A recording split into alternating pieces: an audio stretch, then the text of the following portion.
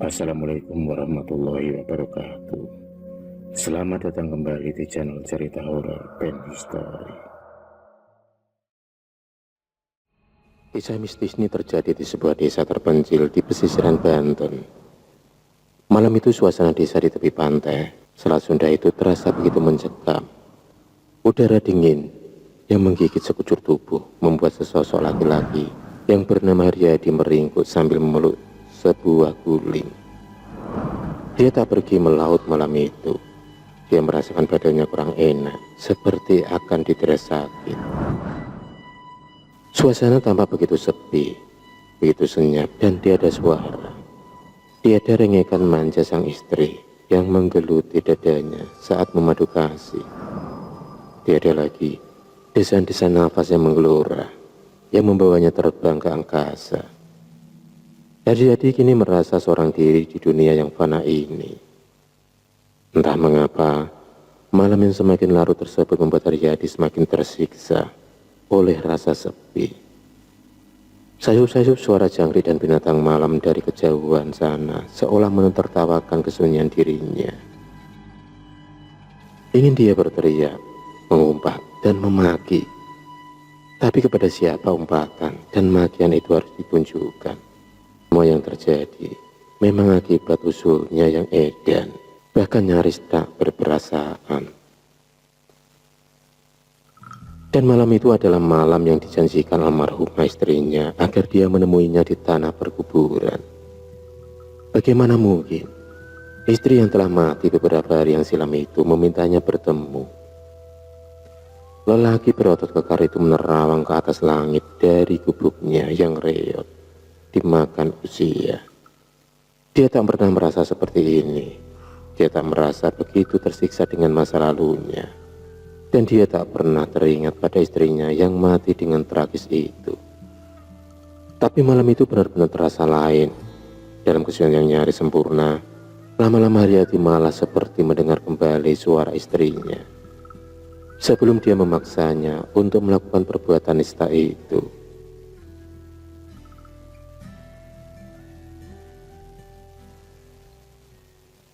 Bila anak kita lahir nanti, Kang, apa yang akan Kang inginkan dariku? Tanya istrinya. Haryadi tidak lekas menjawab. Hatinya tengah dipermainkan oleh suatu keinginan yang aneh.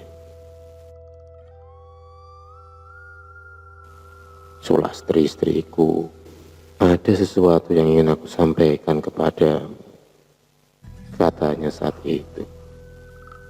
Sulastri memandangi suaminya dengan bola mata yang penuh dengan kemurnian cinta. Dia pasrah dan begitu tulus menyayangi Haryadi, pria yang telah berhasil merebut cintanya. Dia bahkan rela meninggalkan orang-orang yang dikasihinya demi cintanya yang tulus. Dia tak peduli dengan segala hujatan dan ultimatum dari kedua orang tuanya. Sulastri sama sekali tak mengira bahwa laki-laki yang digila-gilakannya itu kelak justru akan menjatuhkan vonis kematian atas dirinya. Malam itu Haryadi masih ingat ketika mereka lama saling terdiam. Bibir Sulastri yang ranum terbuka kecil menantikan gerangan apa yang akan disampaikan oleh lelaki yang telah menjadi suaminya itu, yang sebenarnya tidak setuju oleh kedua orang tuanya itu. Sampai akhirnya terdengar suara lemah dari mulut Haryadi setelah dia menarik nafas panjang. Sulastri pun tampak bingung apa sebenarnya yang ingin dibicarakan oleh Haryadi suaminya. Dia pun bertanya sambil menatap wajah Haryadi dengan tatapan kosong. Dia sungguh tak mengerti dengan apa yang dimaksud oleh suaminya itu, dan hanya tahu bahwa suaminya sangat mencintainya. Malam itu Sulastri hanya diam dan menunggu. Sementara itu Haryadi memperhatikan wajah istrinya dengan seksama, seakan mencari tahu reaksi Sulastri. Setelah menenangkan sejenak gemuruh hatinya yang kini kian keras, barulah Haryadi melanjutkan kata-katanya. Sulastri pun menanyakan apa yang dimaksud oleh suaminya itu dengan suara yang gemetar. Karena selama ini ia memang tak pernah membantah setiap kemauan dari suaminya.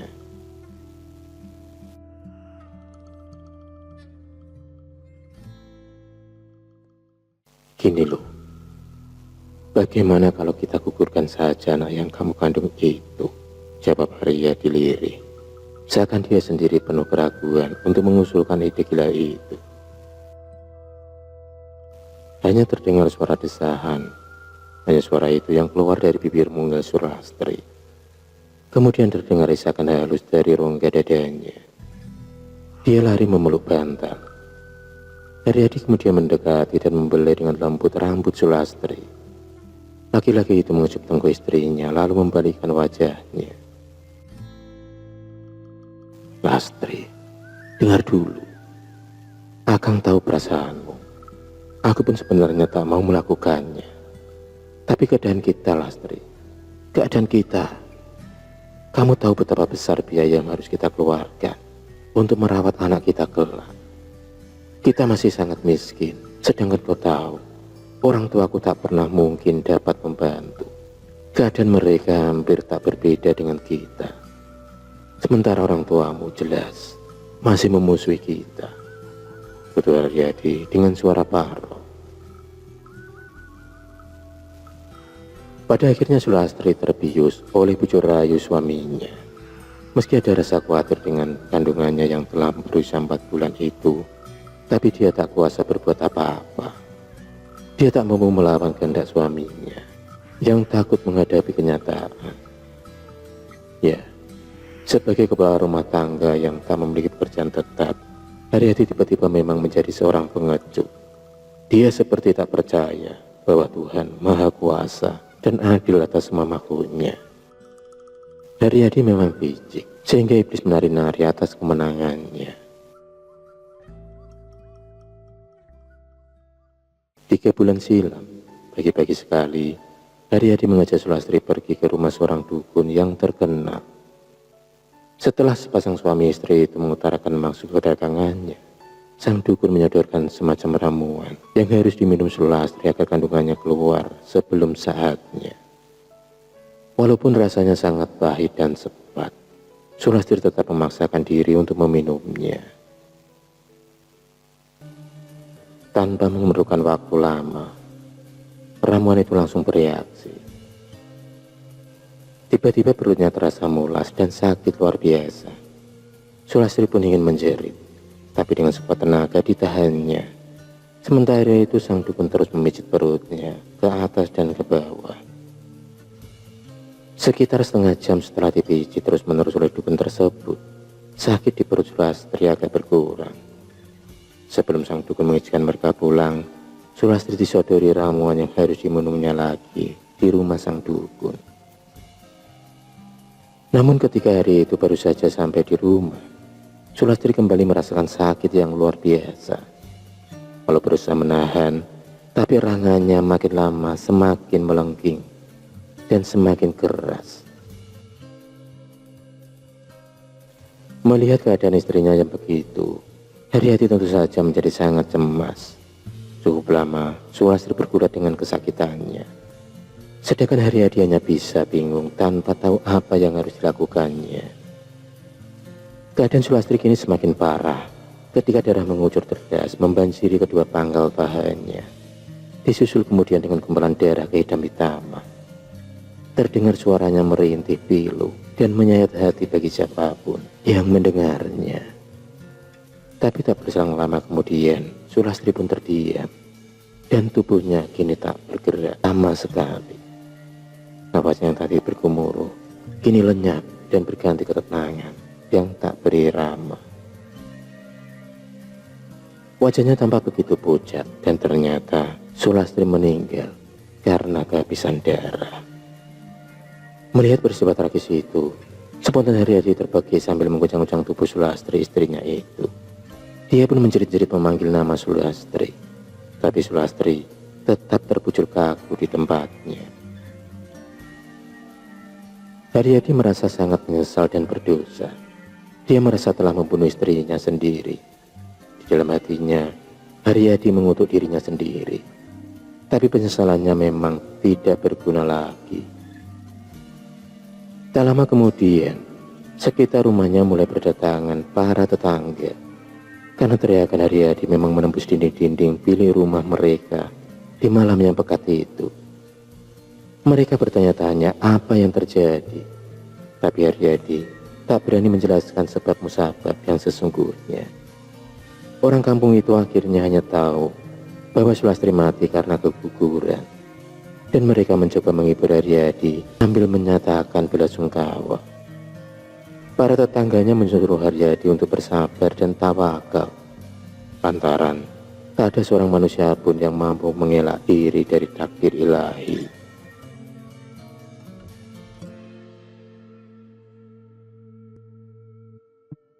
Malam itu beberapa hari setelah istrinya meninggal, seorang laki-laki bernama Hasan datang ke rumah Haryadi. Wajahnya tampak memendam ketakutan yang luar biasa. Dengan nafas yang tersengal-sengal, dia pun memanggil-manggil Haryadi. "Ada apa, Dek Hasan?" tanya Haryadi sedikit kaget. Dengan terbata-bata kemudian Hasan menceritakan apa yang baru saja dialaminya. Pemuda itu baru saja melihat sosok Sulastri di kegelapan ujung jalan desa. Bahkan almarhumah istri Haryadi tersebut sempat berpesan kepada Hasan agar Haryadi menemuinya di tanah pemakaman pada besok malam. Serasa bagai disambar petir di siang bolong, Haryadi mendengar cerita pemuda itu. Sungguh, rasanya tak masuk akal. Mana mungkin orang yang meninggal bisa bangkit lagi, apalagi sampai ingin ditemuinya di kuburan. Begitulah Haryadi bertanya-tanya di dalam hatinya. Dan malam itu Haryadi semakin dilanda penyesalan dan ketakutan. Dia seakan merasa dikejar oleh bayangan yang tak berwujud.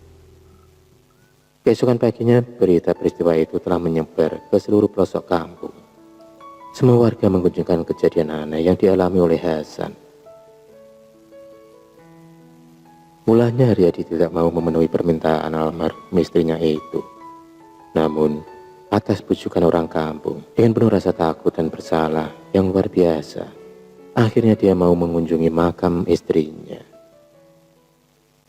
Malam itu udara sedikit lembab, langit tampak hitam pekat, seakan bintang-bintang enggan menampakkan dirinya. Angin pun bertiup agak kencang, membuat bulu kuduk Haryadi dan orang kampung pesisir Selat Sunda yang mengawalnya meremang dan tak terkendali. Batu-batu nisan di pekuburan itu bagaikan bayangan tangan setan yang siap mencengkeram siapa saja. Lolongan anjing yang terdengar melengking panjang di kejauhan seolah memberi tanda bahwa sebentar lagi akan terjadi sesuatu yang mengerikan. Dengan penerangan obor, orang kampung mengantarkan Haryadi ke pemakaman Sulastri. Dan dari jarak sekitar 3 meter, mereka melepaskan Haryadi yang dengan kaki gemetar terus mendekati makam istrinya. Langkah Haryadi gemetaran karena diliputi rasa takut dan sesal yang amat dalam. Api obor yang dibawanya bergerak lemah ke kiri dan ke kanan, tertiup angin yang terasa lebih kencang dan semakin kencang. Sementara itu lolongan anjing di kejauhan semakin jelas memecah kesunyian malam itu, seperti memberi syarat maut bagi Haryadi. Sewaktu kaki Haryadi telah menginjak ujung makam tersebut, tiba-tiba tampak asap putih muncul dari kepala makam. Asap itu mulanya tipis saja, tapi lama-kelamaan tambah menggumpal jelas. Beberapa detik berselang dari gumpalan asap tersebut, menjelma sosok Sulastri, berdiri dengan wajah yang sangat muram. Dia pun memandang Haryadi dengan mata penuh penyesalan dan pengharapan.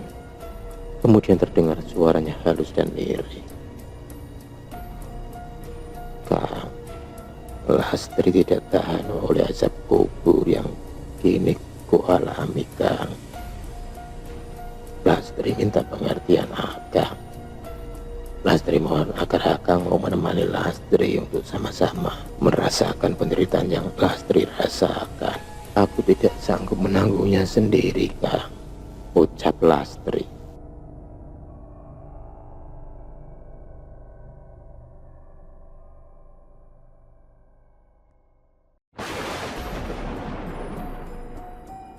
Darah yang mengalir di tubuh Haryadi seolah berhenti seketika.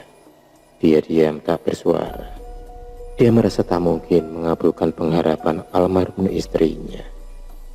Sebenarnya seperti itulah dulu perasaan Sulastri tak kalah dituntut mengabulkan permintaan Haryadi untuk menggugurkan kandungannya. Saat itu juga Haryadi ingin berlari jauh meninggalkan tanah kuburan tersebut, tapi kakinya bagaikan diikat tambang. Dia tak dapat menggerakkan kakinya walau sedikit pun. Orang-orang kampung ingin menolong Haryadi, namun sebelum mereka bisa mendekati Haryadi, tangan Sulastri terlebih dahulu terulur dan menarik Haryadi dengan kuatnya.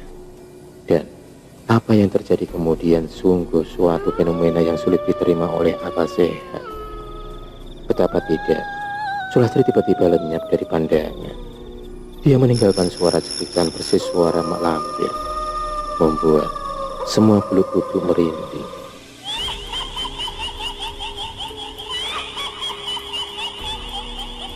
Saat orang-orang mendekati tubuh Haryadi yang tergolek di kaki batu nisan Sulastri, ternyata laki-laki itu sudah tak bernyawa lagi. Sayup-sayup, mereka masih sempat mendengar suara nyaring tawa Sulastri di kejauhan.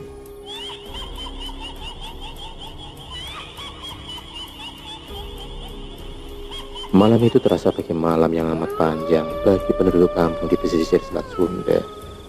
Lolongan anjing yang bersaut-sautan ditimpali dengan suara angin di area perkebunan itu, seolah mengiringi kepergian Haryadi yang dicabut nyawanya oleh almarhumah istrinya sendiri. Barangkali memang demikian adanya. Siapa yang berbuat pasti akan menuai hasilnya. Semoga kita dapat memetik hikmah dari kisah mistis yang sangat aneh ini. Akhirul kalam. Wassalamualaikum warahmatullahi wabarakatuh.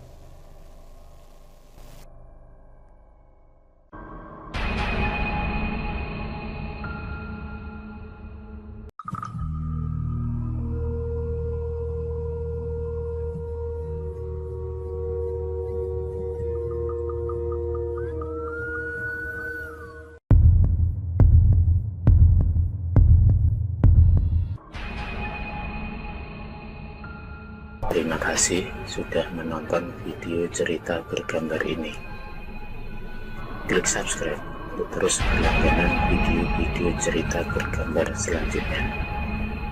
Semangat berkarya.